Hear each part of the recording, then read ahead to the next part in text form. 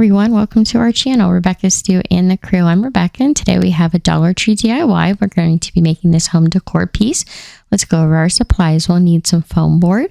We're also going to need a circle that we can use as a pattern and some wood skewers. We're going to use some of these dog nail clippers, some sharp scissors, and a razor blade. We're also going to be using some wood beads and some floral of your choice. I chose these from the Dollar Tree. And then we're also going to need some twine. We'll need some ribbon and some paint or antiquing wax, a paintbrush. We'll need some floral foam, a pencil, and some hot glue.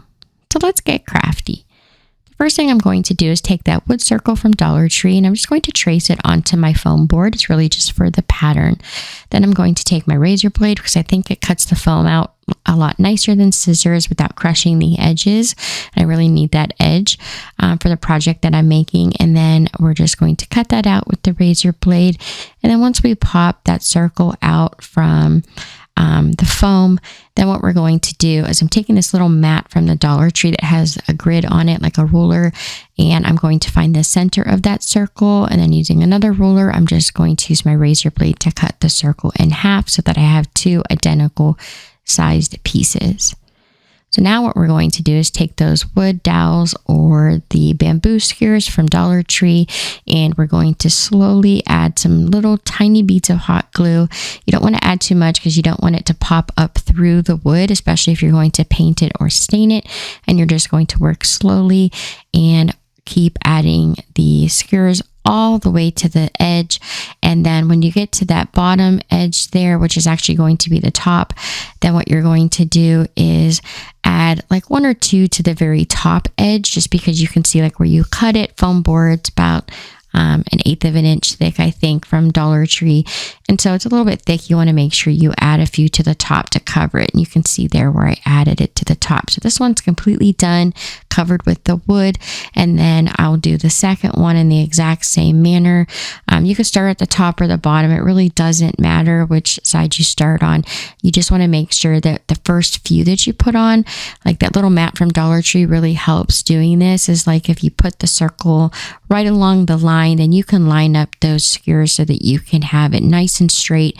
Once you have like 2 or 3 on, then you don't really have to worry about lining them up. They just line themselves up because you have the first few on nice and straight. You could also glue these on at a diagonal if you'd like a different look to it. It's really up to you. So now I'm using these dog nail clippers to show you how well they cut through these wood sticks, and you can use those to trim down the wood pieces. And I'm going to save those. I'm going to use those for the sides. You don't have to. You could use different pieces for the sides. And then I'm also showing you how easily they cut also with a nice sharp pair of scissors. So it's really up to you, and you're just going to cut along that edge of the foam board until you have both of the half circles completely cut out and just have the wood left behind on the circles. And again, you can save these pieces. I actually did use them for the sides, or you could just toss them. It's really up to you. You could use just larger whole pieces to make the sides. It's really just personal preference. So again, I used that mat from Dollar Tree and I marked these pieces at 2 inches. And then I just marked that with the pencil, and then I just cut them down with the dog nail clippers. And I kept going until I had enough to completely do like the edging from one side to the other.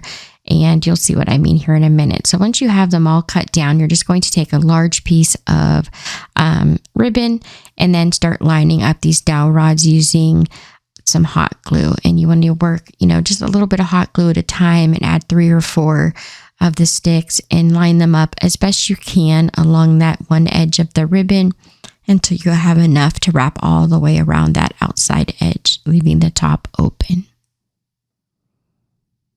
This makes it so much easier than trying to glue it onto the side and hold them in place while they dry. I added another strip of ribbon to the other side and a little bit more hot glue, and that will help hold it together. Once the glue is dry, then what you want to do is you want to take your half circle and you're going to start applying some glue to the top, and then hold it on, and you're going to just keep working all the way around until you have 1/2 of the circle completely glued to the edge. And it doesn't matter if the sticks aren't exactly lined up on that edging that we're putting on right now, because we're going to use the twine and it's going to hide the connection. So as long as it's close and you don't have any really long pieces sticking out, that's all that matters. And you do want to hold this in place until it dries. So once you have the first side done, here's what it looks like so far. Then you're just going to add some glue to that black strip of the ribbon that I have there. You're just going to add your glue there and then take the second piece and it should slide right down in, and then just hold that in place until it's dry. So now to hide that edging, like I said, we're going to use the twine from Dollar Tree, and I just use a little bit of hot glue at a time because I don't want to put too much on and have it dry, so that I can work, just small pieces so I can line it up really nice. And then once I have that first side done, I go across the top. And then I keep working all the way around the half circle on the other side. Again, just working in small sections so I can control how much glue's there and it doesn't dry before I get to it. And then again on the other side across the top, then just trim off a little bit.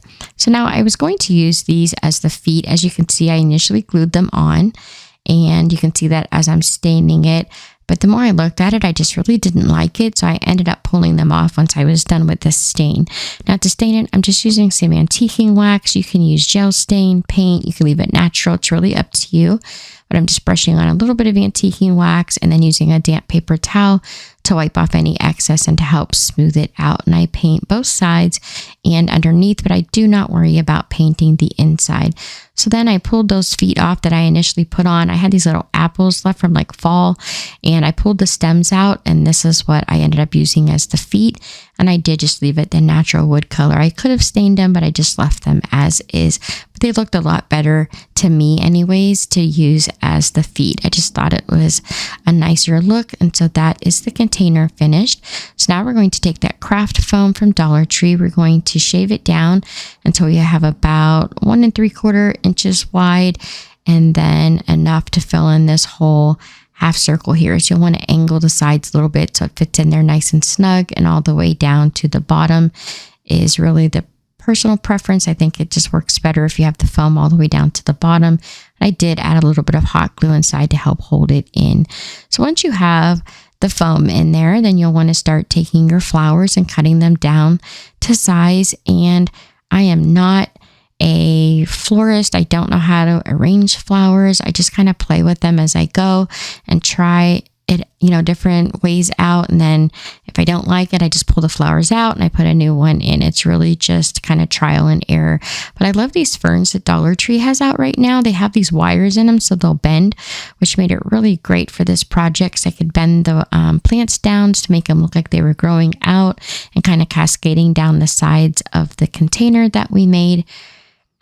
I just absolutely love these. I think these are great. They have a whole bunch of this greenery out right now for springtime, which is perfect. So I put my ferns in first, and then I started putting in these little like white, green tufts of like little floral pieces. I had some white flowers that I wanted to add in there. And then I just kept layering it until I had it all filled in, at least to my liking. And then, of course, you could use any color flower. You could use succulents here. It's really just personal preference again. I really like the color of the wood with kind of like a light natural look, which is why I use the white flowers and then the greenery from like the ferns. I just thought it really looked nice all together and just had a little bit more of a natural, subtle look instead of some bright flowers. But as you can see, I just kept filling in with flowers until I had it nice and full. And those are all flowers from the Dollar Tree. And this is the whole thing finished. I absolutely love this. My family loves it. And I was just doing some spring cleaning. So this was a nice new addition to some of our home decor. I hope you guys enjoy learning how to make this project with me. I really do appreciate you taking the time to watch. So thank you guys so much for watching. Don't forget to subscribe, like, and share. And as always, thank you guys so much for watching. And I hope to see you next time.